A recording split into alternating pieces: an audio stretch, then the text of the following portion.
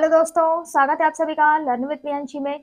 तो आज हम लोग क्लास 10th के मैथ का एक वृत्त चैप्टर है जिसको अच्छे से समझेंगे। ठीक है, बेसिक चीजें जो भी हैं उनके बारे में हम जानेंगे, जिससे कि क्वेश्चन जब आप लगाएंगे तब आपको बहुत ही ज्यादा हेल्प मिलेगी। ठीक है,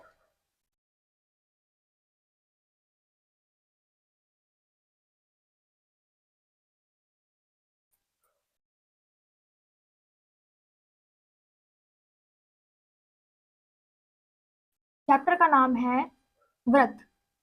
ठीक है, इसी के बारे में हम लोग जानेंगे।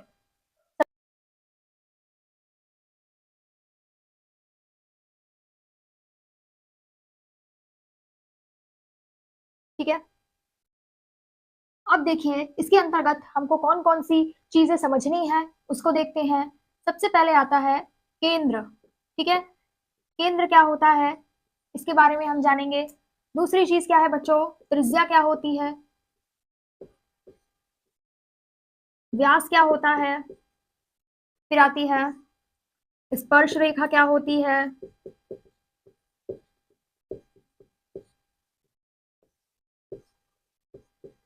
जीवा क्या होती है, और छेदक रेखा क्या होती है।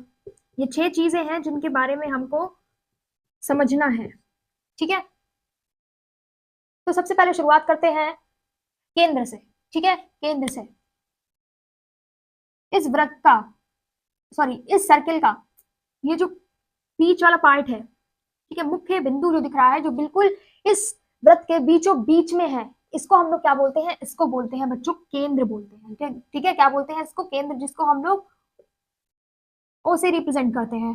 ठीक है, ये क्या हो गया, केंद्र हो गया। ठीक है, इस वृत्त में जो मुख्य बिंदु है जो आपको बिल्कुल बीचों बीच दिखाई दे रहा है, ये क्या है, ये इस वृत्त का केंद्र है, जिसको हम लोग किससे रिप्रेजेंट करते हैं, ओ से रिप्रेजेंट करते हैं। ठीक, केंद्र क्या है हमको समझ में आ गया। ठीक, अब त्रिज्या क्या होती है, त्रिज्या क्या होती है, तो ये जो आपको केंद्र दिख रहा है, ठीक है, और ये क्या है, वृत्त की परिधि है, इससे एक रेखा खींचेंगे। ठीक है, ये क्या है बच्चों, ये क्या है, ये वृत्त की परिधि है। ये जो लाइन आपको दिख रही है ब्लैक कलर की जिससे सर्किल बना हुआ है, ठीक है, ये क्या है बच्चों, ये है वृत्त की परिधि है। ठीक है, ये मतलब है ना कि अरे ये तो वृत्त है, ठीक, ये वृत्त की लाइन है, नहीं ये परिधि है। ठीक है, ये परिधि है। तो वृत्त के केंद्र से वृत्त की परिधि तक की दूरी को या खींची गई रेखा को हम लोग क्या कहते हैं बच्चों, त्रिज्या कहते हैं। त्रिज्या कहते हैं, जिसको हम लोग आर से रिप्रेजेंट करते हैं। आ गई बात समझ में। ठीक, अब ये त्रिज्या आपको यहाँ से यहाँ भी खींच सकते हो, यहाँ से यहाँ भी, यहाँ से यहाँ भी, भाई जैसे आपको मन करे आप खींच सकते हैं। ठीक, समझ में आया कि त्रिज्या क्या होती है। ठीक, अब देखो कि व्यास क्या होता है। ठीक है, व्यास क्या होता है, अब जैसे कि मान के चलो यहाँ से एक रेखा हम खींच लेते हैं, यहाँ से एक रेखा खींच लेते हैं जो वृत्त के केंद्र से होकर के वृत्त की परिधि तक जाती है। ठीक, ये रेखा क्या है, ये कहलाएगी व्यास।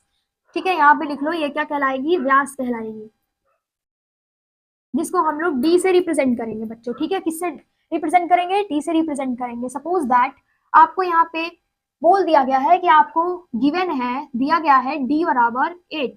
ठीक है, और आपको फाइंड क्या करना है, आर फाइंड करना है। डी क्या होता है बच्चा, डी होता है व्यास, और आर क्या होती है, त्रिज्या, यानी कि आपको व्यास दे रखा है, त्रिज्या आपको फाइंड आउट करनी है।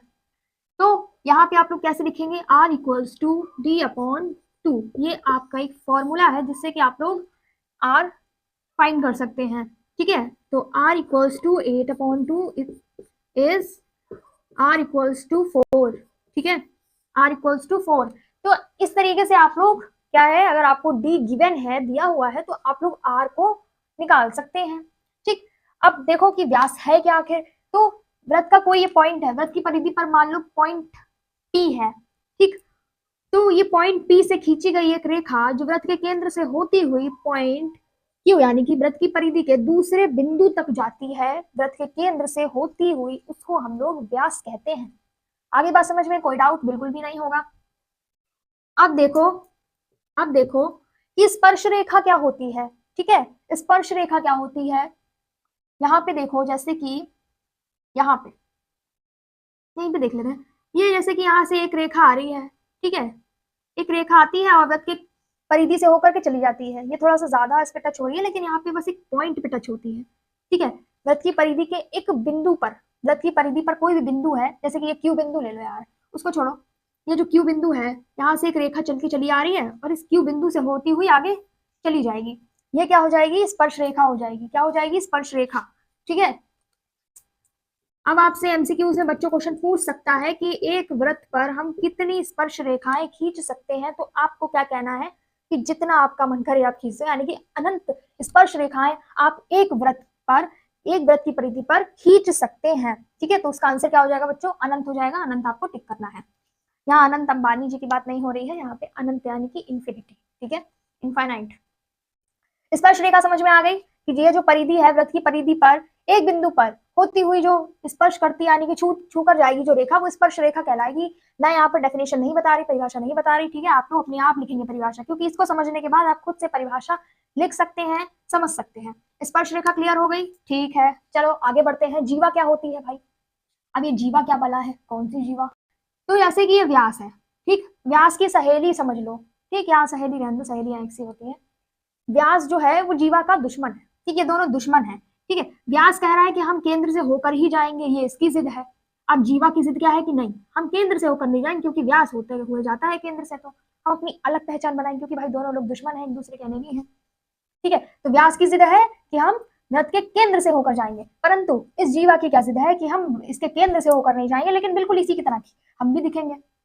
तो यहाँ पे ये क्या हो जाएगी बच्चों? ये हो जाएगी जीवा, जो कि वृत्त के केंद्र से होकर नहीं जाती है, परंतु दो पॉइंट्स को जोड़ती है, ठीक है। आगे बात समझ में कि जीवा क्या है और व्यास क्या है। दुश्मन है एक दूसरे के, ठीक है, लगते थोड़े थोड़े सेम है, लेकिन इनका क्या है, ये पॉइंट से होकर जाएंगे, इनकी जिद है, ये पॉइंट से होकर नहीं जाएंगे, ये इनकी जिद है।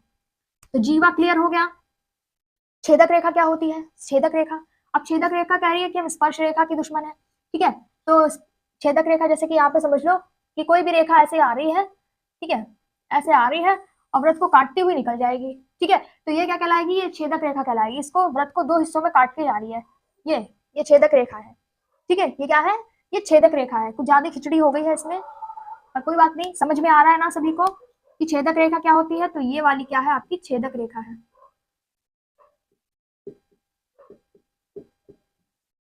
डेफिनेशन नहीं लिख पाएंगे, क्योंकि डेफिनेशन नहीं पूछी जाती है, बस आपको इसको समझना है कि कौन सी रेखा कौन सी है, आपको पहचानना आना चाहिए, इसी से आप क्वेश्चन आसानी से लगा सकते हैं, ठीक। तो छेदक रेखा समझ में आ गई। चलो एक बार बढ़िया से रिवीजन कर लेते हैं।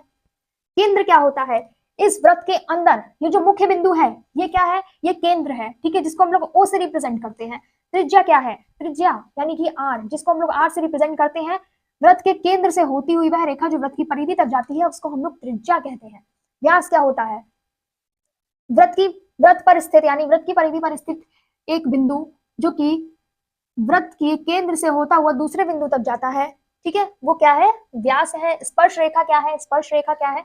जो वृत्त की परिधि पर स्थित बिंदु को काटती हुई जाती है, वो क्या है? स्पर्श रेखा है। जीवा क्या होती है? जीवा व्यास की दुश्मन है, जो कि व्यास की तरह ही दिख रही है बच्चों, लेकिन क्या है कि वो केंद्र से होकर नहीं जाती है, सीधा सीधा वो एक बिंदु को दूसरे बिंदु को, दोनों को जोड़ती है।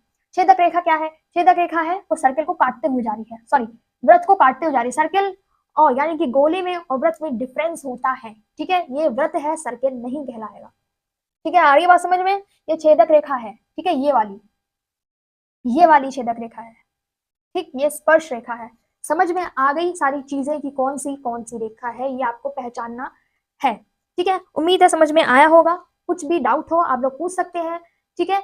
मैथमेटिक्स में क्या होता है कि आप लोग जब क्वेश्चन लिखते हैं तो बहुत ध्यान से लिखेगा, ठीक है। जब आप लोग कोई क्वेश्चन सॉल्व कर रहे हैं, जैसे कि कोई भी क्वेश्चन आ गया, इसी से कोई क्वेश्चन आ गया, तो उसको बहुत ध्यानपूर्वक सॉल्व कीजिएगा। अगर जैसे कि आपको कोई क्वेश्चन नहीं भी आता है, तब भी आप उसको सॉल्व कीजिए जहां तक आपको आता है। जैसे कोई क्वेश्चन आपको आधा ही आता है, तो आप उसको कोशिश कीजिए कि पूरा सॉल्व करें, क्योंकि क्या होता है एग्जाम में, बोर्ड एग्जाम में आपको स्टेप मार्किंग मिलती है, ठीक है। जितना आंसर आपका सही होगा, आपको उसके नंबर मिल जाएंगे, ठीक है। छोड़ने से बेहतर है कि यदि आपको कोई क्वेश्चन नहीं आता है, तब भी आप उसको सॉल्व करें।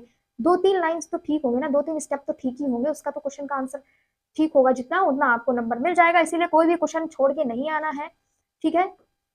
उम्मीद है समझ में आएगा। कोई डाउट हो पूछ लेना, ठीक है। मिलते हैं ऐसे ही नॉलेजफुल वीडियो के साथ। Thanks for watching.